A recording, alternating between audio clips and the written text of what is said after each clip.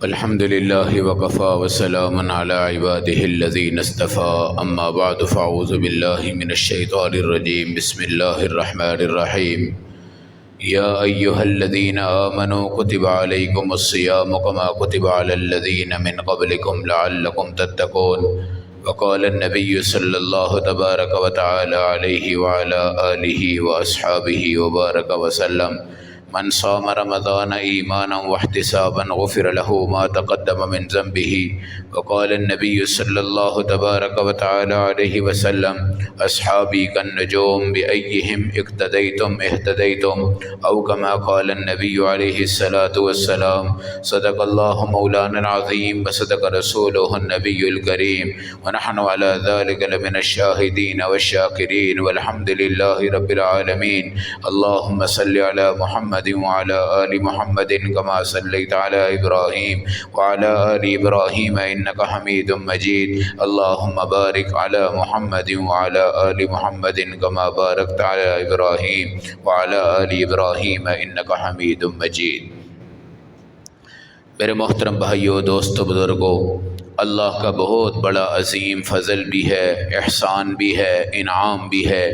اللہ نے ہمیں رمضان المبارک کا مہینہ بھی نصیب فرمایا، اور رمضان کے نسبت اللہ نے اپنی ذات کے ساتھ فرمائی، اور رمضان کو پانے کے باوجود اپنی مغفرت اگر بندہ نہ کروا سکا تو اس پر میرے نبی صلی اللہ علیہ وسلم کی بد دعا بھی انسان کی آنکھیں کھولنے کو تیار ہے۔ انسان گناہوں کا پتلا ہے، اور گناہگار انسان سے میرا اللہ جب وہ توبہ کرتا ہے تو 70 ماؤں سے زیادہ پیار کرتا ہے۔ پھر میرا اللہ اس کو پاک کرتا ہے، صاف کرتا ہے۔ ایک ماں ہوتی ہے، چھوٹے سے بچے کو روٹی کھانے سے روک رہی ہے، برف کھانے سے روک رہی ہے، بڑی بڑی غذائیں کھانے سے روک رہی ہے۔ دنیا اس کو کہتی ہے کہ تم کیوں روکتی ہو؟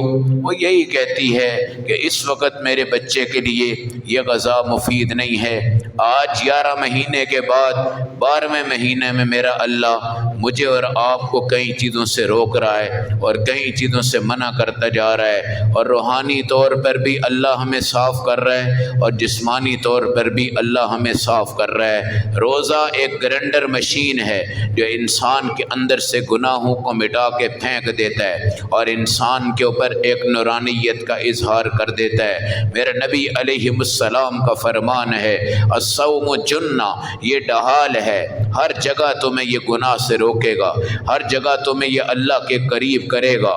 میرے بھائیوں، سمندر کے پانی میں کشتی چلتی رہے، کشتی کا فائدہ بھی ہوتا ہے اور پانی والوں کا فائدہ بھی ہوتا ہے اور ساری دنیا کا فائدہ بھی ہوتا ہے، مگر وہ پانی اگر کشتی میں آ جائے تو کشتی برباد ہو جاتی ہے، تباہ ہو جاتی ہے۔ اللہ نے مجھے اور آپ کو دنیا میں اس لیے بھیجا ہے کہ ہم اپنی کشتی کو سمندر میں چلائیں۔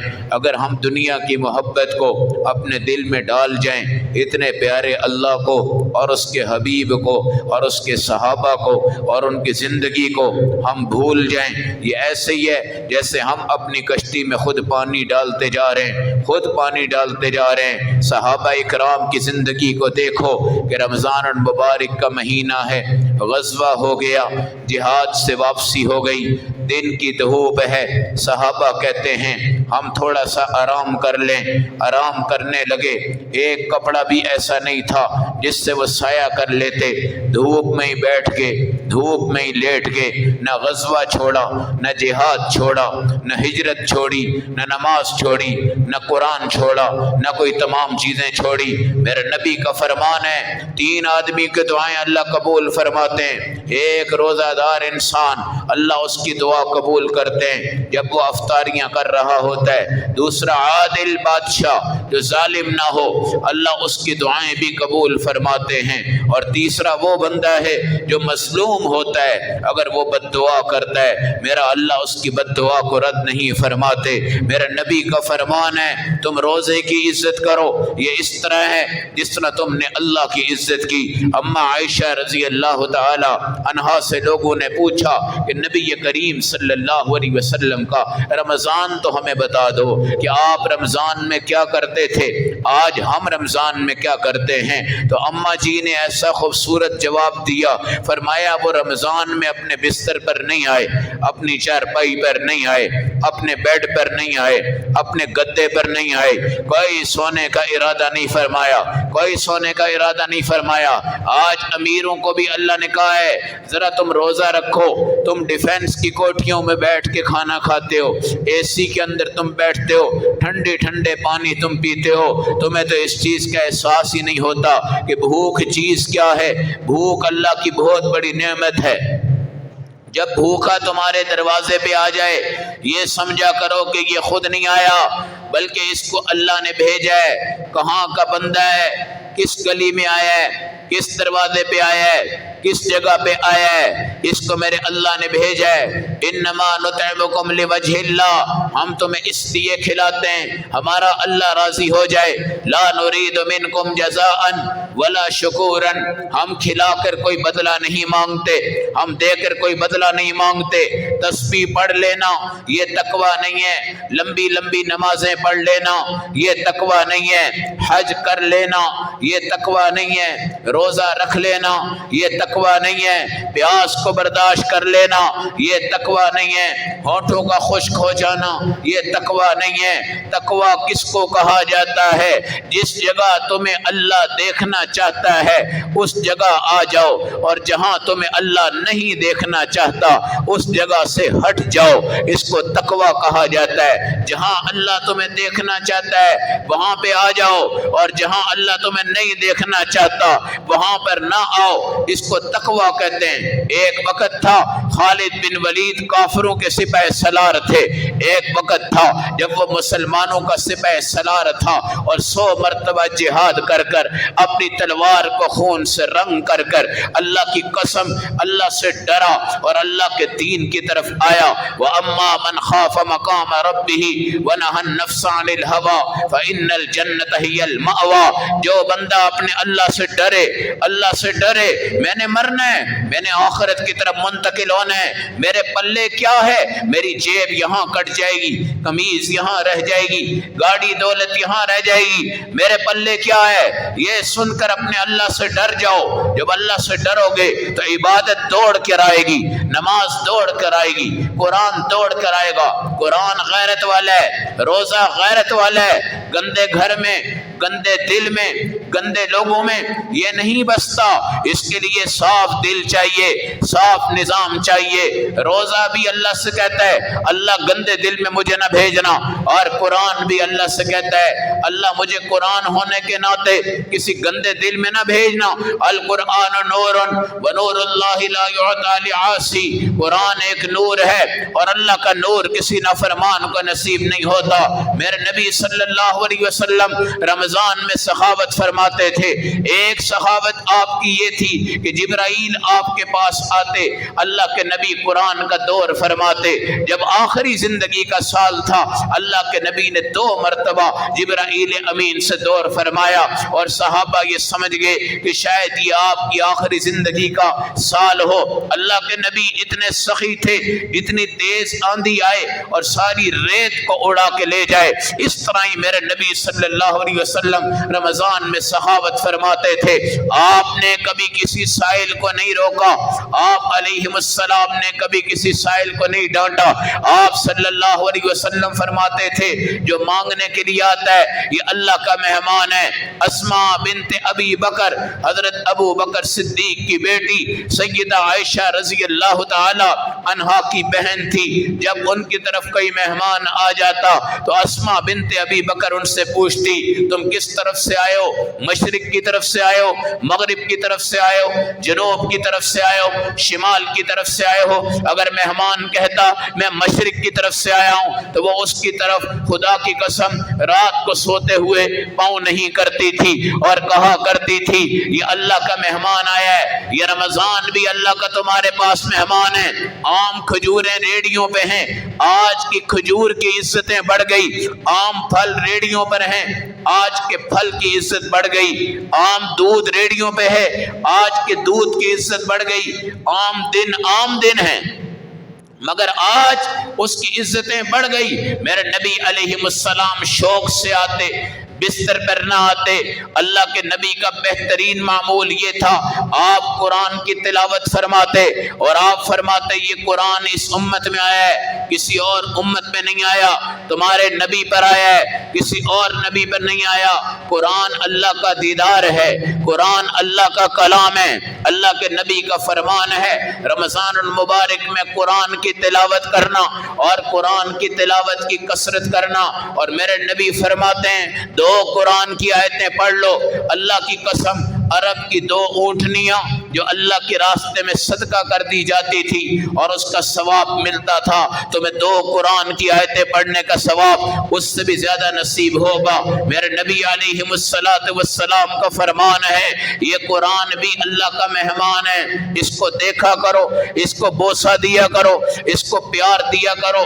میرے نبی کا فرمان ہے کل قیامت کے دن اللہ پوچھے گا الہم ارجل یمشون بها ام لهم ایدی یبطشون بها ام لهم اعین یبصرون بها ام لهم آذان یسمعون بها اولئک کالانعام بل هم اضل۔ تمہیں ہاتھ ملے، کان ملے، سماعت ملی، بصارت ملی، تم نے کتنی بار قرآن دیکھا، کتنی بار تم نے قرآن پڑھا، کتنی بار تم نے قرآن کو اٹھایا، کتنی بار تم نے قرآن کو چوما۔ میرے نبی علیہ السلام کا فرمان ہے جس دل سے اللہ پیار کرتے ہیں اس میں اپنے قرآن کو بسا دیتے ہیں، اور جس دل میں اللہ پیار نہیں فرماتے وہاں قرآن نہیں بستا۔ آپ کا یہ بھی فرمان ہے جس محلے میں قرآن پڑھا جاتا ہے وہاں 180 گھروں پر اللہ کا عذاب نازل نہیں ہوتا، اور آپ نے فرمایا صبح 20 آیتیں قرآن کی تلاوت کر لیا کرو، رات تک وہ قرآن تمہارا محافظ ہے، اور رات کا سورۃ الاخلاص پڑھ لیا کرو، صبح تک جنت کے دروازے کھلے رہیں گے۔ میرے نبی کے ایک صحابی سورۃ الاخلاص پڑھتے تھے، قل هو اللہ احد اللہ الصمد لم یلد ولم یولد ولم یکن له کفوا احد۔ جب ان کا انتقال ہو گیا سورج کی کرنیں بڑھ گئی، آنسو بہانے لگا۔ میرے نبی نے صحابہ سے پوچھا آج سورج کی کرنیں زیادہ ہیں؟ صحابہ نے کہا یا رسول اللہ ایسا ہی لگ رہا ہے۔ آپ نے جبرائیل سے پوچھا آج سورج کیوں رو رہا ہے؟ یا رسول اللہ ایک پہاڑی پر ایک صحابی قرآن پڑھتا تھا، سورج اس کی زیارت کرتا تھا اور اس کی تلاوت کو سنتا تھا، آج یہ صحابی اللہ کو پیارا ہو گیا ہے، اللہ کی قسم آج اس پر آسمان رو رہا ہے۔ اور صحابہ قرآن والے کے جنازے کو اٹھاتے ہیں، جنازہ بہت زیادہ وزنی ہے، تھوڑی دیر کے بعد پھر اٹھاتے ہیں، ہلکا ہو جاتا ہے۔ میرے نبی سے کہتے ہیں یا رسول اللہ اس کے جنازے کو ہم نے اٹھایا، بڑا وزنی تھا، پھر ہم نے اٹھایا، بڑا ہلکا تھا۔ میرے نبی نے فرمایا پہلے اس کا جنازہ تم نے اٹھایا تھا، بعد میں اس کا جنازہ اللہ کے فرشتوں نے اٹھایا ہے اور وہ اس کو آگے لے کے رخصت ہو رہے ہیں۔ آج ہم نے رمضان کے ساتھ بھی ظلم کیا ہے اور قرآن کے ساتھ بھی ظلم کیا ہے۔ میرے بھائی یہاں بیٹھے ہیں، اپنے دماغ ذہن پہ توجہ دیں، اپنی ماضی کی ہسٹری کہانی کے اوپر توجہ دیں۔ تمہارے گھر میں جنگ اخبار آتا ہے، خبریں اخبار آتا ہے، نوائے وقت اخبار آتا ہے، مجھے بتاؤ کتنی دلچسپی سے تم پڑھتے ہو؟ اپنے بیڈ کے اوپر بھی اخبار، واش روم میں لوگ اخبار لے جاتے ہیں، بعض بیوقوف لوگ آدھا گھنٹہ واش روم میں بیٹھے رہتے ہیں۔ میرے نبی کا فرمان ہے بیت الخلاء میں زیادہ بیٹھنے والا وسوسوں کا شکار ہو جاتا ہے، اور بیت الخلاء میں زیادہ دیر بیٹھنے والا اپنے ذہن کا حافظہ بھول جاتا ہے، اور بیت الخلاء میں زیادہ دیر بیٹھنے والا اللہ کی عبادت سے کافی دور جا کے گرتا ہے۔ اس لیے وہاں پہ اخبار پڑھنے، ڈائجسٹ پڑھنے، موبائل کے میسج واش روم میں بھی ہوتے ہیں، موبائل کے اوپر کال بھی واش روم میں ہو جاتی ہے، موبائل کے اوپر بات چیت بھی واش روم میں ہو جاتی ہے، مگر قرآن کو ہم نے اتنا مظلوم بنا دیا ہے اور قرآن کو ہم نے اتنا لوارث بنا دیا ہے۔ اللہ کی قسم قرآن کی الماری کا پتہ کوئی نہیں، فرنٹ لائن کوٹھی بن گئی، سامنے آپ کے LCD رکھی ہوئی ہے، موبائل رکھا ہوا ہے، آپ کی بیوی کی تصویر ہے، آپ کے بچے کی تصویر ہے، آپ کی اپنی تصویر ہے، اس سے آپ نے اپنے ڈرائنگ روم کو سجایا ہے۔ اور صحابہ کرام جب حضرت عمر فاروق اس قرآن کی طرف متوجہ ہوئے، آپ کہتے ہیں میں اپنی بہن پہ قربان جاؤں جو قرآن پڑھتی جا رہی تھی، عمر اس کو مارتے جا رہے تھے، وہ قرآن پڑھتی جا رہی تھی، عمر اس کو مارتے جا رہے تھے۔ بہن کا قرآن عمر کے دل میں چیرتا ہوا اندر داخل ہو گیا۔ اور میرے بھائیوں، پانی اپنا راستہ نکالتا ہے، پانی اپنا راستہ نکالتا ہے۔ پانی کے آگے اگر پہاڑ بھی آ جائیں، پانی آہستہ آہستہ کریتے کریتے وہاں سے نکل جاتا ہے، اور قرآن بھی اپنا راستہ بناتا ہے۔ صرف تم اس کو اپنے دل میں لے آؤ، یہ انشاءاللہ اس راستے سے آگے نکلے گا اور آپ کے دل کو پاک کر کے جائے گا، صاف کر کے جائے گا، شفاف کر کے جائے گا۔ اخبار پر توجہ، ڈائجسٹ پر توجہ، کہانیوں پہ توجہ، ڈراموں پہ توجہ، فلموں پہ توجہ، کامیڈی شو پہ توجہ، دیگر چیزوں پہ توجہ۔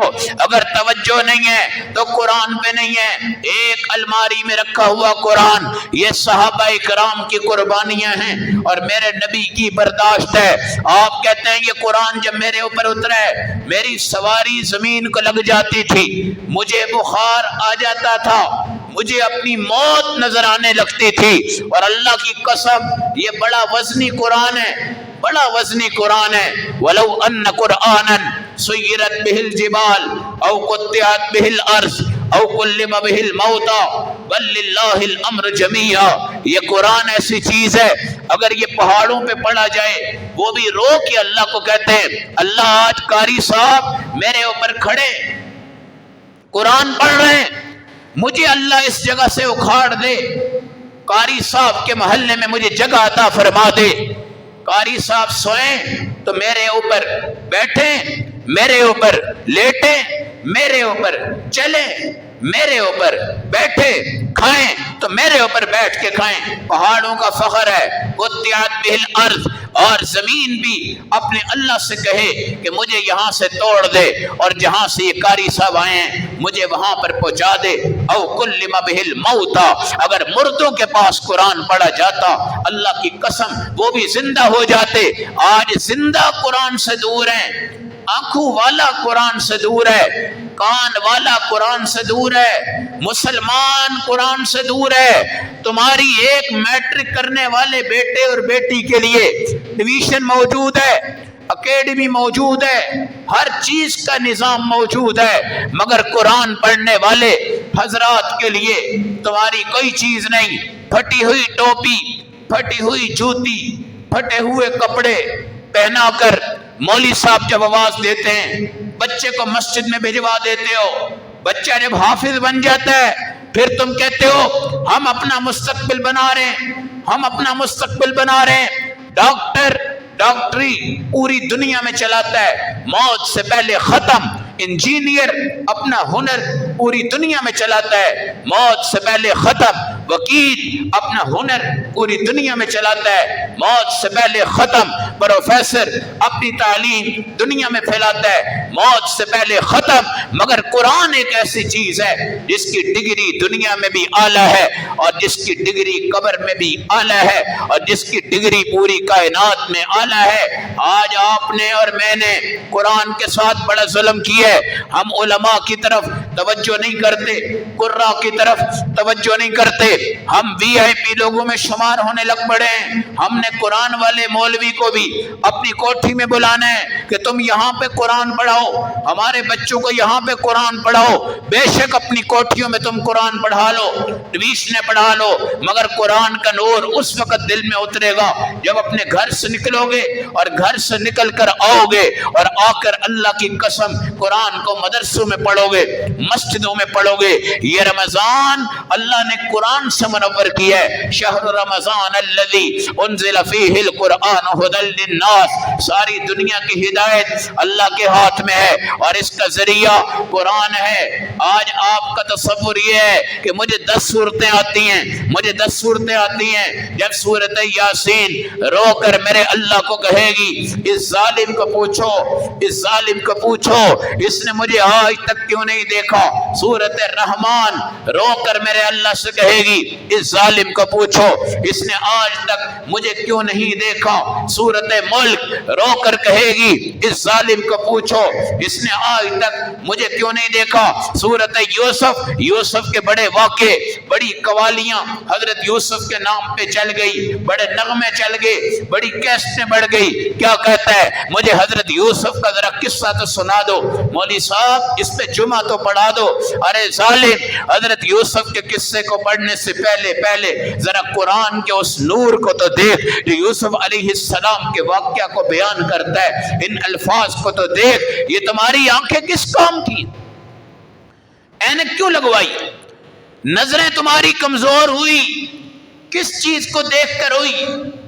تم نے اپنی نظروں کا علاج کروایا، اس سے تم نے کیا کرنا ہے؟ امام بخاری رحمت اللہ علیہ نابینا ہو گئے تھے تو ماں نے دعا فرمائی تھی اللہ میرے بیٹے کی نگاہ واپس کر دے، میں اس سے حدیث کا کام کرواؤں گی اور یہ آنکھیں جب کھولے گا حدیث لکھے گا. اس شخص نے وہ امام بخاری والی کتاب لکھی ہے جس کو قرآن کے بعد سب سے بڑی کتاب کہا جاتا ہے اور بخاری شریف کا نام دیا جاتا ہے. یہ شخص پہلے نابینا ہو چکے تھے اور ماں کی دعا سے اللہ نے بینائی عطا فرمائی، مگر اس بینائی کو کس کام پہ لگایا ہے؟ کس کام پہ لگایا ہے؟ سودی اکاؤنٹ چیک کرنے والے، رشوت جواریوں کو دیکھنے والے، جوا کھیلنے والوں کی صحبت کرنے والے، ڈرامہ اور فلموں کو اپنا آئیڈیل بنانے والے، میرے نبی کے ہوتے ہوئے، رمضان کے ہوتے ہوئے، قرآن کے ہوتے ہوئے، افطاری کے ہوتے ہوئے، سحری کے ہوتے ہوئے، درود شریف کے ہوتے ہوئے، استغفار کے ہوتے ہوئے، میرے نبی کا روضہ ہے، بیت اللہ ہے، بیت المقدس ہے، اصحاب رسول ہیں، اولیاء کرام ہیں، کتب ہیں، غوث ہیں، ابدال ہیں، طلباء ہیں، حفاظ ہیں، قراء ہیں، علماء ہیں، دینی مراکز ہیں، تبلیغی مراکز ہیں،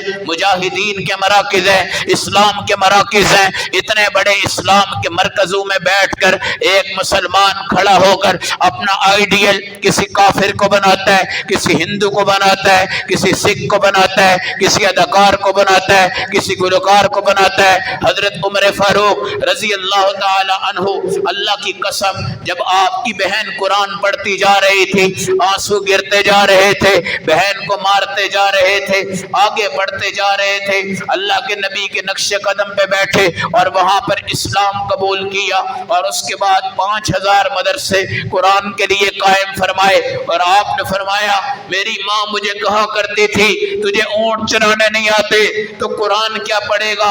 قرآن پڑھ کر تجھے کون سی امامت ملے گی، کون سی خطابت ملے گی، کون سی خلافت ملے گی؟ آج عمر فاروق ہے جو سب سے زیادہ جہاد کے میدانوں میں اپنی بہادری کو چمکانے والا اور دکھانے والا اور اپنی تلوار سے دشمن کے تمام بازوں کو توڑنے والا اور اسلام کو غالب کرنے والا. دریائے نیل ان کا حکم مانے، دریائے فرات ان کا حکم مانے، پوری دنیا کا کافر ان سے لرزہ کھا جائے، ساری دنیا کے کفار ان کا نام سن کر ہل جائیں، لرز جائیں، تباہ ہو جائیں، برباد ہو جائیں. یہ عمر فاروق کے پیچھے طاقت قرآن کی ہے، طاقت نظام کی ہے. مگر میرے بھائیوں اگر مجھے کوئی کہے، آپ کو کوئی کہے کہ جاؤ بھائی اللہ نے تمہیں آزاد کر دیا اور اللہ نے تمہیں جنت عطا کر دی اور تم سارے لوگ جنت میں چلے جاؤ گے، ہم تو بھنگڑا ڈالیں گے، ناچ گانے کریں گے، ہم کہیں گے ہم آزاد ہو گئے، مگر میں قربان جاؤں ان صحابہ پہ جن کو اللہ کے نبی نے کھڑا کیا اور 10 صحابہ کھڑے ہوئے، ان کو عشرہ مبشرہ کہا جاتا ہے، ان کو جنت کی بشارت دی گئی، باقی تمام صحابہ کو بھی جنت کی بشارت دی گئی. ان میں سے حضرت عمر فاروق ایسا صحابی ہے جن کا محل بھی اللہ کے نبی نے خود دیکھا، مگر حضرت عمر فاروق رضی اللہ تعالیٰ عنہ تقوی کے لحاظ سے اس مقام پر ہیں کہ جب ایک جگہ سے خوشبو آ گئی اور وہ خوشبو مشک والی تھی، امبر والی تھی، حضرت عمر فاروق کی بیوی آئی، شیشی کو اٹھا کے چیک کرنے لگی. حضرت حضرت عمر نے کہا خبردار اس شیشی کو ہاتھ مت لگانا، قیامت کے دن اللہ نے اگر مجھے پوچھا کہ تیری بیوی نے شیشی کو ہاتھ لگایا تھا اور خوشبو اس کے ہاتھ میں لگ گئی تھی اور بیت المال کی خوشبو اس نے استعمال کی ہے، اس سے سوال کرو، اس سوال کے جواب میں قیامت کے دن تمہیں بہت مشکل ہوگی، بہت مشقت ہوگی۔ اس کو تقوی کہا جاتا ہے۔ آج اللہ مجھے بلا رہا ہے، اللہ آپ کو بلا رہا ہے، سب کو جمع کر رہا ہے۔ ہم امیر بھی ہیں، غریب بھی ہیں، کمزور بھی ہیں، ناداں بھی ہیں، جاہل بھی ہیں، پڑھے لکھے بھی ہیں، گناہگار بھی ہیں، سرسبز و شاداب بھی ہیں، ایک اچھے ملک کے باشندے بھی ہیں، ایک اچھے قرآن سے منسوب بھی ہیں، اچھے لوگوں سے ہمارے تعلق بھی ہیں، اچھے علماء کے ساتھ ہمارے کردار بھی ہیں۔ ہم مسجدوں میں بیٹھے ہوئے ہیں، جمع ہو کے بیٹھے ہوئے ہیں، اللہ کی توفیق سے آئے ہیں۔ جمعہ کے دن اللہ رب العزت 60,000 مرتبہ رمضان میں اپنی رحمتیں نکالتا ہے اور دیتا ہے، اور رحمت کے نگاہ سے اللہ جمعے والے دن رمضان المبارک میں بلاتا ہے۔ آج کا جمعہ 70 جمعوں کے برابر ہے، آج کا جمعہ 70 جمعوں کے برابر ہے، آج کی نماز 70 نمازوں کے برابر ہے، آج کی اذان 70 اذانوں کے برابر ہے، آج کا خطبہ 70 خطبوں کے برابر ہے، آج کا صدقہ 70 صدقوں کے برابر ہے۔ یہ تمام کی تمام چیزیں میرے نبی فرماتے ہیں روزہ رکھو، روزہ رکھو تصحو، اللہ تمہیں صحت عطا فرمائیں گے۔ ہائی لینڈ کا بہت بڑا پادری یہ کہتا ہے کہ میں اپنے مریدین کو 3 دن روزہ رکھواتا ہوں، اور 3 دن کے روزے کے بعد ان کی جسمانی اور باطنی بیماریاں دور ہو جاتی ہیں۔ یہ نسخہ میں نے دین سے لیا ہے، دین اسلام سے لیا ہے۔ میرے مرید پادری سمجھ کر مجھے اپنا مسیحا سمجھتے ہیں اور کہتے ہیں بابا جی 3 دن کے جو روزے 13، 14، 15 آپ ہم سے رکھواتے ہیں، ہماری ساری زندگی بدل چکی ہے اور ہمارا جسم اور روح بالکل تبدیل ہو چکی ہے۔ لیکن حقیقت میں وہ یہ کہتا ہے کہ یہ امت محمد میں جو ایام 20 وغیرہ اور ایام رمضان کے جو روزے ہیں، میں ان کی مشق کرتے ہوئے اپنے مریدین کے روزوں کو کہتا ہوں، اور مریدین آج روزے رکھنے کے بعد ٹھیک ہو چکے ہیں۔ اگر کوئی ٹھیک نہیں ہوتا تو میں 1 مہینے کے روزے اس کو بتاتا ہوں، اور وہ 30 روزے رکھنے کے بعد الحمدللہ جسمانی طور پر بھی روحانی طور پر بھی ٹھیک ہو جاتا ہے۔ ڈاکٹر ولیم جو ایک انگریز ہے، اور وہ یہ لکھتا ہے کہ اسلام کے اندر اور دیگر تمام طاقتوں کے اندر غصہ بہت بڑی اور بہت بری چیز ہے، اور غصہ انسان کو تباہی کے دہانے پہ لے آتا ہے۔ روزہ غصے کا علاج ہے، اور وہ کہتا ہے روزے میں جب آپ بھوکے رہتے ہیں، پیاسے رہتے ہیں، تو آپ کے اندر سے قوت شہوانیہ بڑی کمزور ہو جاتی ہے اور غصے کا مدار بہت کم ہو جاتا ہے، جس کی وجہ سے آج ہر بندہ بیوی کو طلاق دے بیٹھتا ہے، باپ کو گالیاں نکال دیتا ہے، اور کئی بدبخت قرآن کو گالیاں نکالتے ہیں، کئی ظالم اللہ کو گالی نکال دیتے ہیں۔ یہ سب غصے کی باتیں، غصے کی کہانی ہے۔ میرے نبی کا فرمان ہے روزہ آپ کو صحت عطا فرماتا ہے اور آپ کے غصے کو بالکل گراتا ہے، آپ کے غصے کو بالکل گراتا ہے۔ حضرت یوسف علیہ السلام اور ان کے بھائی، ان کی کہانی قرآن نے بیان کی ہے۔ یہ جب حسد کر رہے تھے، یوسف علیہ السلام صبر کرتے جا رہے تھے، فصبر جمیل، اور ان کے والد صبر کرتے جا رہے تھے۔ اللہ نے کنویں کی زندگی دی، وہ بھی آپ کی عزت بنی۔ زلیخا کا فتنہ پڑا، وہ بھی آپ کی عزت بنی۔ جیل کے قیدی بنے، وہ بھی آپ کی عزت بنی۔ آخر میں اللہ نے بتایا حسد کرنے والے 11 کے 11 بھائی آج تیرے قدموں میں ہیں، گندم تجھ سے مانگیں گے، کھانا تجھ سے مانگیں گے، امام تجھے سمجھیں گے، بڑا تجھے سمجھیں گے، عزت تجھے دیں گے، اور یہاں مصر کا بادشاہ ہے وہ آج تجھے سب سے بڑا امانت دار کہے گا اور اپنی کرسی پر تجھے بٹھائے گا، اور اللہ رب العزت بھی پوری دنیا کو بتائیں گے نبوت بھی ہے، رسالت بھی ہے، خلافت بھی ہے، بادشاہت بھی ہے، عزتیں بھی ہیں، تمام چیزوں کے پیچھے اللہ نے محنتیں رکھی ہیں۔ جس طرح حضرت یوسف ایک بھائی ہے، باقی 11 بھائیوں کے دل ان کی وجہ سے اللہ نے صاف کر دیے، اس طرح اللہ رمضان کا مہینہ حضرت یوسف کی طرح لاتا ہے اور باقی 11 مہینوں کو جو گندگیاں ہم نے اکٹھی کر دی ہیں اللہ رمضان میں ان کو صاف کرواتا ہے، شفاف کرواتا ہے۔ اور اللہ کی قسم روزہ کبھی نقصان دہ نہیں ہے، روزہ کبھی نقصان دہ نہیں ہے۔ روزے کی موت بھی جنت، روزے کا صبر بھی جنت۔ وہ ہمارے بزرگ جو ہل چلاتے تھے، وہ ہمارے بزرگ جو گندم کاٹتے تھے، جو کاٹتے تھے، گرمیوں کا موسم تھا، آم اتارتے تھے، لاتے تھے، بورے اٹھاتے تھے، ہونٹ ان کے خشک ہو جاتے تھے، مگر خدا کی قسم کوئی توجہ کھانے کی طرف نہیں، کوئی توجہ پینے کی طرف نہیں۔ اگر تجربہ کرنا چاہو تو جس وقت تم افطاری کی کھجور کھاتے ہو، افطاری کی کھجور کھاتے ہو، اللہ یہ لاک کھول دیتا ہے۔ اب تمہیں پیاس کی طلب ہو رہی ہے، روٹی کی طلب ہو رہی ہے، کھجور کی طلب ہو رہی ہے، دودھ کی طلب ہو رہی ہے، ان تمام چیزوں کی طلب ہو رہی ہے۔ اس سے معلوم ہوا بھوک کو لانے والا بھی اللہ ہے، بھوک کو مٹانے والا بھی اللہ ہے۔ 15 گھنٹے ہم توجہ نہیں کرتے، 15 گھنٹے کے بعد جب میرا اللہ ہمیں اجازت دیتا ہے اور ایک کھجور ہم کھولتے ہیں، سمجھو کہ وہ تالا کھل گیا۔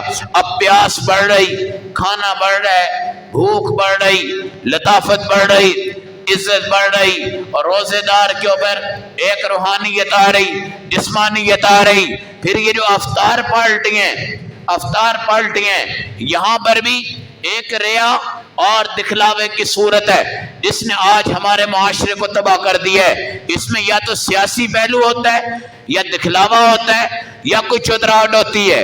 اپنی افطار پارٹیاں سڑکوں پہ کرنا، گراؤنڈ میں کرنا، بڑی مجلسوں میں کرنا، اس کی کوئی حیثیت نہیں ہے۔ ایسا کوئی دکھلاوا نہ کرو، خفیہ صدقہ کرو، خفیہ غریب تک پہنچو، خفیہ غریبوں کو کھلاؤ، خفیہ غریبوں کو پھلاؤ۔ ایک بندہ ہے اگر 10,000 روپیہ افطاری پہ خرچ کرتا ہے، کئی دفعہ ہم نے دیکھا ہے اگر کوئی غریب بندہ 2 روپے بھی اس سے مانگتا ہے نا، وہ اس کو دھتکار دیتا ہے، اس کو بالکل نہیں دیتا، اس لیے کہ وہ غریب اکیلا ہے اور وہ اس سے مانگنے آیا ہے۔ اب اگر یہ اس کو دے گا، کوئی اخباری رپورٹر نہیں ہے، کوئی کیمرہ نہیں ہے، کوئی شہرت نہیں ہے جس کو پتہ چلے گا کہ میں اس کو دے رہا ہوں، جبکہ افطار پارٹی پہ 10,000 روز کا لگائے، 3 لاکھ مہینے کا لگائے، کوئی ضروری نہیں، کوئی ضروری نہیں۔ اس کے بدلے میں اگر کوئی بیٹی ہے اس کی شادی نہیں ہو سکی، شادی کروا دو۔ اگر کوئی بیوہ ہے کھانا پینا اس کے پاس نہیں، تم 1000 بندے کی افطاری کے بجائے اس بیوہ کی زندگی رمضان المبارک میں اچھی کرو۔ اگر کوئی یتیم ہے تم اپنی افطاری دکھلاوے کے لیے کروانے کے بجائے چپ کر کے جاؤ اور یتیم کے ساتھ تعاون کرو، سخاوت اختیار کرو۔ اللہ بھی سخیوں کا سخی ہے اور سخیوں کا بادشاہ ہے۔ آپ نے حضرت عائشہ سے کہا انفقی تنفقی، تو خرچ کرتی جا، اللہ تجھ پہ خرچ کرے گا۔ اے بلال تو خرچ کرتا جا، اللہ سے کمی کی امید نہ رکھنا، اللہ بھی تجھ پہ خرچ کرتا جائے گا۔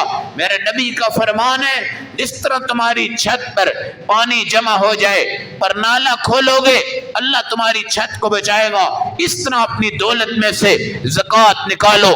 زکوٰۃ میل ہے، زکوٰۃ میل ہے، مال کی گندگی ہے جو تمہارے لیے میل ہے، غریب کے لیے خوبصورت تحفہ ہے۔ تمہارے لیے میل ہے، غریب کے لیے نور ہے، تمہارے لیے میل ہے، ان مدارس کے لیے نور ہے۔ اور یہ جو امت ہے، اللہ کے نبی نے فرمایا صدقہ کرو مگر تمہارا صدقہ کسی متقی کے حلق سے نیچے اترے، متقی کے حلق سے نیچے اترے، ایسا صدقہ ادا کرو۔ اور حضور نے فرمایا جب تم صدقہ کرتے ہو یہ دعائیں دیتا ہے، اللہ مجھے اس نے اپنے ہاتھ سے نکالا، جنت کے راستے پہ پہنچا دیا، جنت میں مجھے داخل کر دیا، اب مجھے اللہ پالے گا۔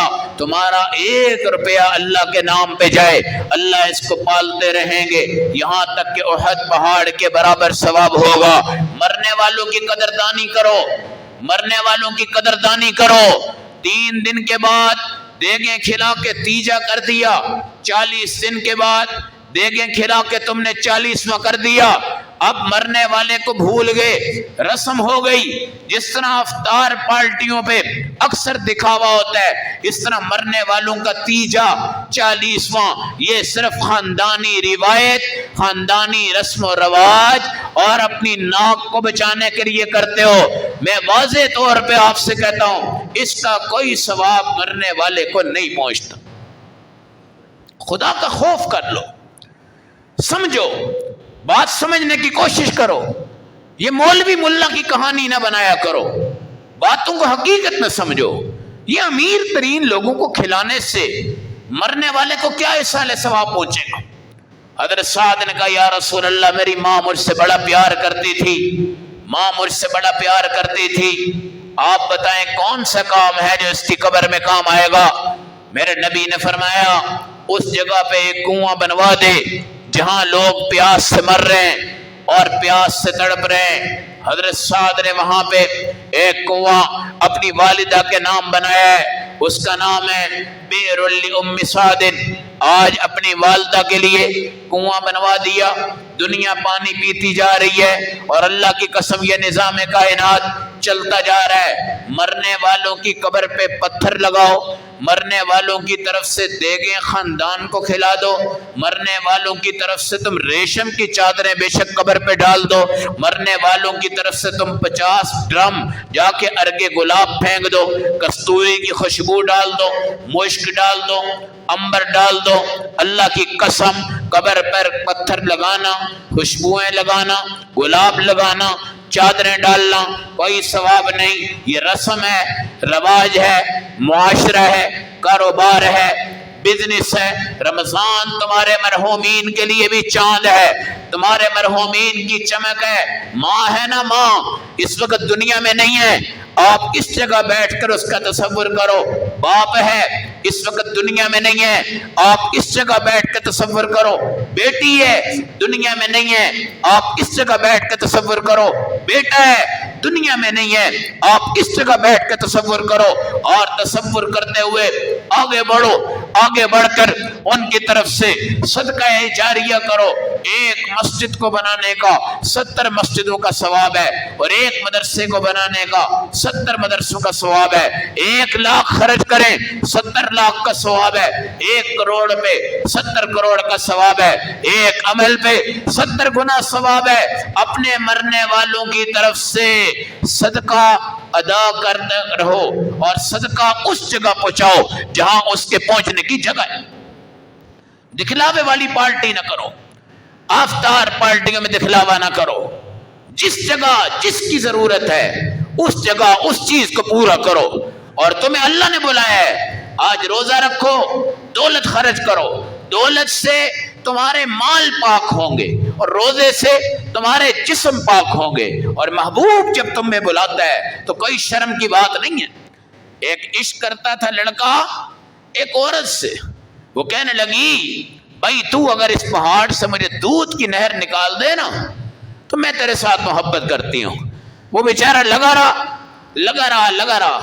غار میں ہی مر گیا، کھودتا رہا، مگر عشق کی کہانی پہ اور اس کی سیڑھی پہ اس نے اپنا قدم رکھ کر بتا دیا ہے کہ ایک انسان کے عشق میں دودھ کی امیدیں پیدا کرتا ہے، اور ایک خدا کے عشق اور محبت میں تمہیں اللہ کی قرب کی محبت اور اللہ کی معیت اور اللہ کی رقابت کیوں نصیب نہیں ہوتی؟ اس لیے مرحومین کے لیے چادریں، پھول، گلاب، امبر، مشک، دیگیں، روٹیاں، قورمے، کھانے پینے، حقیقت یہ ہے کہ یہ سب رسم ہے، یہ سب رواج ہے۔ میرے نبی کے صحابہ تن من اللہ کے نبی پہ قربان کر چکے تھے اور قربان کرتے رہے، مگر اس قسم کی کوئی رسم آج تک میرے نبی کے روضہ پہ نہیں ہے، اور میرے نبی صلی اللہ علیہ وسلم کے صحابہ کی کچہری میں کوئی ایسی چیز نہیں تھی۔ زکوٰۃ ادا کرو، زکوٰۃ سے مال پاک ہے، روزے سے آپ کا بدن پاک ہے۔ 1 لاکھ میں 2500 روپیہ نکالنا فرض عین ہے، فرض عین ہے، فرض عین ہے۔ ہر بندے کی دولت میں زکوٰۃ فرض عین ہے۔ دودھ میں شراب کا قطرہ ڈل جائے یا پیشاب کا قطرہ ڈل جائے پوری بالٹی آپ گرا دو گے مگر پینا پسند نہیں کرو گے۔ 1 کروڑ روپے میں سے 2.5 لاکھ روپیہ اللہ کے راستے میں دو۔ یہ نماز کی طرح فرض ہے، حج کی طرح فرض ہے، رمضان کی طرح فرض ہے، ہر چیز کی فرضیت کی طرح یہ فرض ہے، اس میں کوئی لچک نہیں۔ لوگ کہتے ہیں بس نکالتے رہتے ہیں، نکالتے رہتے ہیں، دیتے رہتے ہیں، جو آتا ہے اس کو دیتے رہتے ہیں۔ نہیں میرے بھائی، 1 روپے کا سوال ہے، 1 روپے کا حساب ہے۔ 1 روپیہ زکوٰۃ دو اور زکوٰۃ سے تمہاری بیماریاں، تمہاری لڑائیاں، تمہارے جھگڑے انشاءاللہ ختم ہوں گے، اور زکوٰۃ سے سڑک پر سوال کرنے والے انشاءاللہ اپنے گھروں میں بیٹھیں گے، اور زکوٰۃ سے تمہارے دین کو عزتیں اور تاج ملیں گے۔ اللہ کی قسم، یہ چندہ کرنا، ایک دوسرے سے سوال کرنا، پھر زکوٰۃ کے لیے جب تمہیں ایک بار کہا جائے فوراً زکوٰۃ ادا کرو، فوراً دو۔ صحابی کو میرے نبی نے بھیجا، آگے سے جس نے زکوٰۃ دی اس کے منہ پہ تیور چڑھ گیا، تھوڑا سا پریشان ہو گیا۔ اللہ کے نبی نے فرمایا جاؤ اس کو بتاؤ کہ تیری زکوٰۃ اللہ کے ہاں قبول نہیں ہوئی۔ یہ تو نے کوئی احسان کیا ہے؟ اللہ نے تمہیں پاک کیا ہے، اور اللہ کے فقیر بندوں نے تمہارا احسان تم پر کیا ہے کہ وہ لے کر تم سے کھاتے جا رہے ہیں۔ اس لیے میرے بھائیوں، رمضان المبارک میں بیوہ عورت، یتیم بچہ، مجاہدین اسلام، مہاجرین اسلام، نیک اللہ والے، غریب فقیر جو مانگتے نہیں لیکن ہیں محتاج، ان کو تلاش کرو۔ مدارس دینیہ، مساجد، ایمان والے حلقے جہاں پہ قرآن پڑھایا جاتا ہے وہاں پر اپنی زکوٰۃ کا استعمال کرو۔ اللہ ہم سب کو نماز جمعہ، رمضان المبارک، قرآن کی تلاوت، اللہ کی حلاوت ایمانی نصیب فرمائے، اور پوری دنیا کے رمضان کو اللہ ان کے لیے خیر و برکت کا ذریعہ بنائے۔ وآخر دعوانا الحمدللہ رب العالمین۔